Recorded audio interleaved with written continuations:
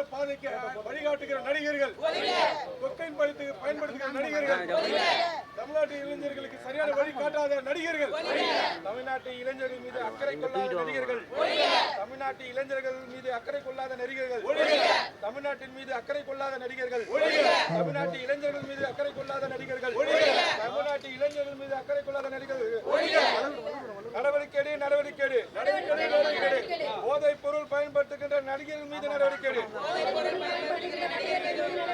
நடவடிக்கை போதைப் பொருள் பயன்படுத்துகின்ற நடிகர்கள் மீது நடவடிக்கை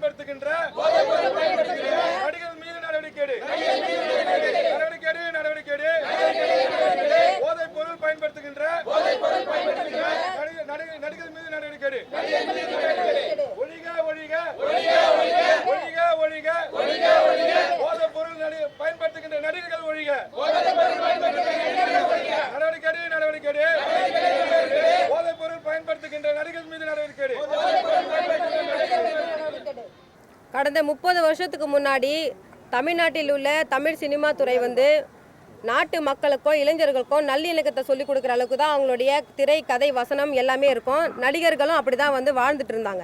ஆனால் இப்போ சமீப காலத்தில் பார்த்தீங்கன்னா இன்றைக்கி தென்னிந்திய நடிகர் சங்கத்தில் இருக்கக்கூடிய நடிகர் நடிகைகள் இன்றைக்கி பொது வழியில் முன்னாள் ஜேர்னலிஸ்டாக இருந்த பாடகி சுசித்ரா வந்து பொது வெளியில் ஒரு ஓப்பன் டாக் சொல்லியிருக்கிறாங்க. என்னன்னு பார்த்தீங்கன்னா நடிகர் விஜய், தனுஷ், நடிகர் த்ரிஷா இவங்க வந்து இவங்களுடைய குடும்ப நிகழ்ச்சிகளிலும் விருந்தோம்பல் நிகழ்ச்சிகளிலும் வெள்ளித்தட்டில் வந்து கொடிய போதைப் பொருளான கொக்கைன் வந்து பயன்படுத்துவதாக அவங்க வந்து ஒரு குற்றச்சாட்டை முன் வச்சாங்க. அதன்படி வந்து நாங்கள் வந்து ஒரு சில தினங்களுக்கு முன்பாக உள்துறை செயலாளர் தமிழ்நாடு அரசு அமுதா ஐஏஎஸ் அவர்கள் அலுவலகத்தில் வந்து இந்த நடிகர்களுக்கு வந்து போதைப் பொருட்களான இந்த கொடிய போதைப் பொருள் கொக்கைன் வந்து எப்படி அவங்களுக்கு வந்து யார் சப்ளை பண்ணாங்க, அந்த பயன்படுத்தின நடிகர் விஜய், தனுஷ், த்ரிஷா, ஆண்ட்ரியா, சுசித்ரா அவங்களுடைய கணவர் இவங்க எல்லாருமே வந்து மருத்துவ பரிசோதனைக்கு உட்படுத்தப்பட்டு இவங்க வந்து விசாரணையை மேற்கொள்ளணும் நாங்கள் புகார் கொடுத்தோம். ஆனால் புகார் கொடுத்து இந்த நிமிஷம் வரைக்கும் ஒரு அடிப்படை விசாரணை கூட காவல்துறை வந்து தமிழ்நாடு அரசு காவல்துறை வந்து மேற்கொள்ளாமல் இருக்குது. எங்களுக்கு வருத்தம் அளிக்குது. இதுவே வந்து ஒரு பார்ட்டியில் இப்போ சென்னையில் நிறைய பப்லாம் இருக்குது, நிறைய பார்ட்டி ஹால்லாம் இருக்குது. ஏதாவது ஒரு பார்ட்டி ஹாலில் யாராவது வந்து அந்த நிகழ்ச்சிகளில் வந்து கொக்கைனோ இல்லை வேறு ஏதாவது போதைப் பொருள் பயன்படுத்துறதா ஏதாவது சமூக வலைத்தளத்தில் யாராவது போட்டாங்கன்னா உடனடியாக காவல்துறை வந்து அந்த பார்ட்டி ஹாலுக்கு வந்து சீல் வச்சு உடனடியாக அந்த சம்மந்தப்பட்ட அந்த குற்றவாளிகளை வந்து கைது பண்ணி சிறைப்படுத்துறீங்க. ஆனால் இப்போ வந்து நடிகர்களுக்கு ஒரு சட்டம், சாதாரண குடிமக்களுக்கு ஒரு சட்டமா? சட்டன்றது எல்லாருக்குமே வந்து சரிசமம் தானே. அப்போ பிரபலமான நடிகர்கள்ன்றதுனால அவங்க மீது ஏன் காவல்துறை இன்னும் அடிப்படை விசாரணை கூட ஏன் மேற்கொள்ளலைன்றது தமிழ்நாடு மக்களுக்கும் எங்கள் போன்ற சமூக தமிழ் இயக்கங்களுக்கு வந்து ஒரு வருத்தம் அளிக்குது. ரெண்டாவது வந்து பெண்களுக்கு வந்து முன்னுரிமை கொடுக்க வரோம், பாதிக்கு பாதி நாங்கள் வந்து தேர்தல் காலத்தில் வந்து வேட்பாளரை வந்து நாங்கள் நிறுத்துகிறோன்னு சொல்லக்கூடிய சீமான் அவர்களையும் நடிகர் விஜய் இன்னைக்கு வந்து வயசான காலத்தில் பல கோடி ரூபாய் பணம் சம்பாதிச்சுட்டு அந்த பணத்தை செலவழிக்க மனம் இல்லாமல் அவங்களோட தொண்டர் ரசிகர்களுக்கு செலவழிக்க மனம் இல்லாமல் இன்னைக்கு பொது வாழ்க்கைக்கு வந்த நடிகர் விஜய் அவர்கள்கிட்ட வந்து ஒரு கேள்வியை முன்வைக்கிறேன். உங்களோட துறையில் நிறைய நடிகைகள், சின்னத்திரை நடிகைகள், வெள்ளித்திரை நடிகைகள் வந்து எதுக்காக அவங்க தற்கொலை பண்ணி சாவறாங்கன்றது இந்த நிமிஷம் வரைக்கும் யாருக்கும் தெரியல. எதனால் அவங்க சாவறாங்க, அந்த சாவுக்கு என்ன காரணம், ஏன் உங்கள் நடிகர் உங்கள் துறை சார்ந்த துறைக்குள்ளே உங்களோட சக நடிகைகள் வந்து தற்கொலை பண்ணி சாகிறப்ப நீங்கள் எதுக்கு அவங்களுக்காக குரல் கொடுக்க முன் வர மாட்டீங்க? அப்போ நீங்கள் வந்து அரசியலுக்கு வந்து நீங்கள் பெண்களுடைய பாதுகாப்பு குறித்து நீங்கள் என்ன பேச போகிறீங்க? இந்த கேள்வி நாட்டு மக்கள் மத்தியில் இருக்குது. மூணாவது, இன்னைக்கு வந்து பார்த்தீங்கன்னா வந்து தமிழ்நாடு முழுக்க இருக்கக்கூடிய உள்ளாட்சி அமைப்புகளில் இன்னைக்கு வந்து குக்கிராமங்களில் பார்த்தீங்கன்னா வந்து அடிப்படை வசதி செய்து கொள்ள உள்ளாட்சி அமைப்புகள் போதுமான நிதி இல்லை. அதே போல் தமிழ்நாடு முழுக்க இருக்கக்கூடிய ஆரம்ப சுகாதார நிலையங்களில் வந்து அடிப்படை வசதிகள் வந்து பூர்த்தி செய்ய இருக்கக்கூடிய அந்த கட்டிடங்களில் பாலடைஞ்சு போய் பணம் இல்லாத அங்கே பாலடைஞ்சு போயிருக்கு. ஆரம்ப பள்ளிக்கூடங்கள் எல்லாமே வந்து இன்னைக்கு இடிகிற சூழலில் பொது சுகாதார கழிப்பிடம் இல்லாமல் குழந்தைங்கள்லாம் பாதிக்கப்படுறாங்க. இன்னைக்கு நடிகர்கள் வந்து வயசான காலத்தில் தலையில முடி கொட்டி போய் நீங்க வந்து அரசியலுக்கு வரீங்க. நாங்க என்ன கேட்குறோன்னா, இங்க தமிழ்நாட்டில் வந்து கொள்கைக்கும் கட்சிக்கும் அரசியல் கட்சிக்கும் இங்கே வந்து நிறைய ஆட்கள் இருக்காங்க, கொள்கைக்கு வந்து இங்கே ஆட்கள் இருக்காங்க. ஆனால் இங்கே பணம் தமிழ்நாட்டில் பணம் தான் இல்லை. நாங்கள் நடிகர்கள் வந்து நீங்கள் சினிமா துறையில் சம்பாதிச்ச அந்த பணத்தை வந்து இங்கே தமிழ்நாட்டில் இருக்கக்கூடிய ஆரம்ப சுகாதார நிலையத்துக்கும் உள்ளாட்சி அமைப்புகளுக்கும் ஆரம்ப பள்ளிக்கூடத்துக்கும் நீங்கள் செலவு செய்யுங்கன்றோம். முதல்ல உங்களுடைய பணத்தை வந்து மக்களுக்கு செலவு செய்யுங்க, உங்களுடைய ரசிகர்கள் செலவு செய்யுங்க. அதை விட்டுட்டு நீங்கள் நேராக வந்து நீங்கள் அரசியலுக்குள்ளே வரீங்கன்னா நீங்கள் உங்களுடைய பணத்தை வந்து பாதுகாப்பதற்காக தான் நீங்கள் அரசியலுக்கு வரீங்க. ரெண்டாவது வந்து நடிகர் விஜய் அவர்கள் வந்து பிறப்பிற்கும் எல்லா உயிருக்குன்றாரு. பிறப்பிற்கும் எல்லா உயிருக்குன்னா என்ன சொல்ல வரீங்க? உங்கள் மீது வந்து உங்களுடைய குடும்ப நிகழ்ச்சியில் தான் நடிகர் விஜய் அவங்க வீட்டில் வெள்ளித்தட்டில் கொக்கைன் பயன்படுத்துகிறாங்க அப்படின்னு சுசித்ரா வந்து பாடகி சுசித்ரா வந்து ஓப்பன் டாக் சொல்லியிருக்கிறாங்க.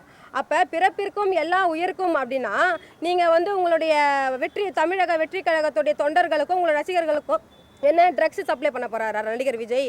இல்லை கொக்கைன் சப்ளை பண்ண போறீங்களா? பிறப்புக்கும் எல்லா உயிருக்குன்னு ஒரு வாசகத்தை வச்சு வரீங்க. பிறப்புக்கும் எல்லா உயிருக்கும் ஆடு மாடு மனுஷனுக்கு எல்லாருக்கும் கொக்கைன் பயன்படுத்த போறீங்களா? போதைப் பொருளில் அடிமைப்படுத்த போறீங்களா? இன்னைக்கு இளைஞர்கள் எல்லாருமே தெளிஞ்சு இன்னைக்கு வந்து தமிழ்நாடு அரசியலில் அவங்க தாண்டோடித்தனமாக யாருக்கு வாக்களிக்கணும்னு இன்னைக்கு தெளிவாக இருக்கிறாங்க. ஆனால் இன்னைக்கு நடிகர்கள் வந்து அவங்களுடைய பணத்தை வந்து பாதுகாக்கிறதுக்காகவே இன்னைக்கு வந்து தமிழ்நாடு அரசியலுக்குள்ளே வராங்க. அதனால வந்து இந்த விவகாரத்தில் பாடகி சுசித்ரா சொன்ன இந்த போதைப் பொருள் சம்பந்தமா நாங்கள் ஏற்கனவே வந்து உள்துறை செயலாளர்கிட்ட வந்து நாங்கள் புகார் கொடுத்துருக்குறோம். அந்த புகாருக்கு நடவடிக்கை எடுக்காதனால இன்னைக்கு தென்னிந்திய நடிகர் சங்கத்தை வந்து நாங்கள் முற்றுகையிட்டு அந்த யார் இந்த கொக்கைனை வந்து பயன்படுத்தினாங்களோ நடிகர் விஜய், தனுஷ், ஆண்ட்ரியா, த்ரிஷா, சுசித்ராவுடைய கணவர் கார்த்திக் இவங்க எல்லார் மீதும் வந்து காவல்துறை கடுமையான நடவடிக்கை எடுக்கணும்னு இன்னைக்கு முற்றுகை போராட்டத்தை எமது தமிழர் முன்னேற்ற படை வந்து முன்னெடுத்திருக்கு. வீரலட்சுமிக்கு வந்து விஜய் கொக்கைன் எடுத்ததுக்கு மேல நடவடிக்கை வேணுமா இல்ல விஜய் அரசியலுக்கு வந்துறது பிடிக்குது? விஜய் வந்து அவங்களுடைய குடும்ப நிகழ்ச்சியில் கொக்கைன் பயன்படுத்த இந்த வீரலட்சுமி சொல்லலை. அதே துறை சார்ந்த அவங்க கேங்கில் இருந்த ஒரு பெண் சுசித்ரா பாடகி வந்து அவங்க வந்து ஓப்பனாக வந்து ஒரு ஊடகத்தின் முன்னிலையில் வந்து அவங்க சொல்கிறாங்க இதில் ஆதாரம் இருக்குது ஆதாரம் இல்லைன்றது அப்பாற்பட்ட விஷயம்.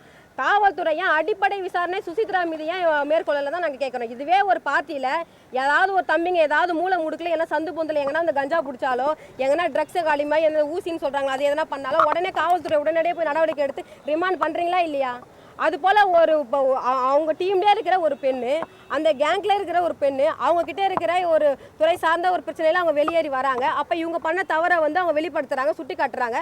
அப்போ காவல்துறைக்கிட்ட நம்ம கம்ப்ளைண்ட் கொடுத்துருக்கோம். புகார் கொடுக்கலாம் பரவாயில்ல, நாங்கள் வந்து தமிழ்நாடு அரசுக்கிட்ட புகார் கொடுத்து இதுக்கு ஒரு தீர்வுக்கான நடவடிக்கை எடுக்கணும். ஏன்னா தமிழ்நாட்டில் இருக்கக்கூடிய இளைஞர்கள் முழுக்க இன்னைக்கு சமூக விரோத செயலில் ஈடுபடுறதுக்கு காரணமே இந்த போதை பழக்கம் தான்.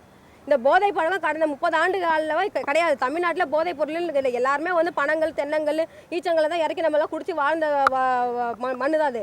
இப்போ சமீபமாக வந்து 30 ஆண்டுக்கு இப்போ வந்து போதைப் பொருள் வந்து பயன்படுத்துகிறாங்க அப்படின்னா இது யார் காரணம்? சினிமா துறை தான் காரணம்.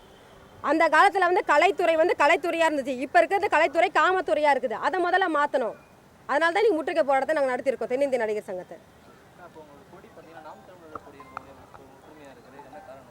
இது நாம் தமிழர் கட்சி கொடி இல்லையா? நல்லா பாருங்க, நாம் தமிழர் கட்சி கொடியில் இருக்கிறது வந்து பூனை, என்னுடைய கட்சி கொடியில் இருக்கிறது புலி பாய்ச்சலோடு இருக்கும். நான் வந்து 17 வயசுலேருந்து இப்போ 35 வயசு ஆகுது. நான் போராட்டம் பண்ணி சிறைக்கு சென்று பல வழக்குகள் வாங்கி தினந்தோறும் நான் நீதிமன்றத்துக்கு ஏறுறேன். அதனால் உங்களுடைய சகோதரி வீரலட்சுமி வந்து தேர்தல் களத்தை சந்தித்து நானும் மக்கள்கிட்ட வந்து 4 வாக்கு வாங்கி நாங்கள் வந்து இன்றைக்கி தேர்தலில் போய் அது எம்எல்ஏ எம்பி ஆகணும்னு எங்களுக்கும் ஆசை இருக்குது. நாங்களும் மக்களுக்கு வந்து அதிகாரத்தோடு அவங்களுக்கு வந்து நாங்கள் வந்து சேவை செய்யணும்னு நாங்கள் வந்து 17 வயசில் அந்த கனவு நாங்கள் வந்து போராடி நாங்கள் தினந்தோறும் நீதிமன்றத்துக்கு ஏறனால இப்போ நாங்களும் வந்து அமைப்பாக இருந்ததை இயக்கமாக இருந்ததை இப்போ அரசியல் கட்சியாக மாற்றி இப்போ அந்த கொடிக்கு கூட நாங்கள் வந்து காவல்துறைக்கிட்ட வந்து அனுமதி கேட்டோம். காவல்துறை வந்து அதை வந்து லான்ச் பண்ணுறதுக்கு எங்களுக்கு அனுமதி கொடுக்கல. அதனால் எங்களுடைய அலுவலக உள்ள அரங்கிலேயே நாங்கள் வந்து அதை வந்து லான்ச் பண்ணி இன்றைக்கி இந்த போராட்டத்தில் நாங்கள் இன்றைக்கி எடுத்துகிட்டு வந்திருக்கிறோம். இது வந்து நாம் தமிழர் கொச்சி கிடையாது. அதாவது பாதி தமிழராக இருக்கக்கூடிய சீமான் அவர்கள் வந்து புலிக்கொடியை, அதாவது பூனைக்கொடி தான் அது, புலிக்கொடியாக அவர் பயன்படுத்துகிறப்ப இந்த அதாவது எங்களுடைய பாட்டை முப்பாட்டை எங்களுடைய சோழர்களுடைய புலிக்கொடி இது. அந்த கொடியை பயன்படுத்துறதுக்கு தார்மீக அடிப்படையிலும் பிறப்புரிமை அடிப்படையிலும் இந்த வீரலட்சுமிக்கு தகுதி இருக்குது, உரிமையே இருக்குது. அதனால் வந்து இந்த கொடி வந்து அவருடைய கொடியெல்லாம் கிடையாது.